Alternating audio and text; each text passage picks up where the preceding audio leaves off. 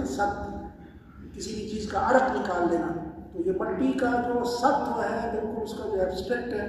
اس سے اللہ تعالیٰ فرماتے ہیں ہم نے انسان کو پیدا کیا۔ ثم جعلنا النطفة فی قرار مکین، پھر ہم نے یہ نطفہ بنا کے جعلناہ یعنی اس ست کو ہم نے پھر نطفے میں تبدیل کر دیا اور اس کو پھر ایک وقت تک کسی جگہ پہ رکھا۔ ثم خلقنا النطفة علقة، پھر ہم نے اس نطفے کو علقہ کی صورت دے دی، وہی جوب کی شکل بنا دی، پھر اس سے ہم نے علقہ سے ہم نے مضغہ بنایا، اور پھر مضغہ سے ہم نے اس میں ہڈیاں پیدا کر دیا، عظاما فکسونا العظام لحما،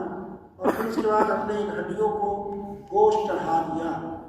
کسا یکسو کا مطلب ہوتا ہے لباس پہنانا کسی کو، تو ہڈیاں برہنہ ہوتی ہیں، ان کے اوپر اللہ تعالیٰ نے گوشت کا لباس گویا کہ چڑھا دیا۔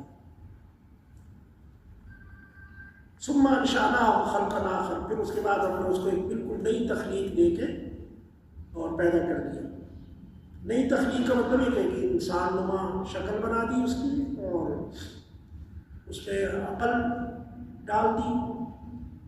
اور اس کے اندر ایک دو خوبصورت آنکھیں اس کے لیے لگا دی، کانوں کی صلاحیت اس کو دے دی، اور ایک بہترین انسان بنا کے اس کو ہنستے کھیلتے ہوئے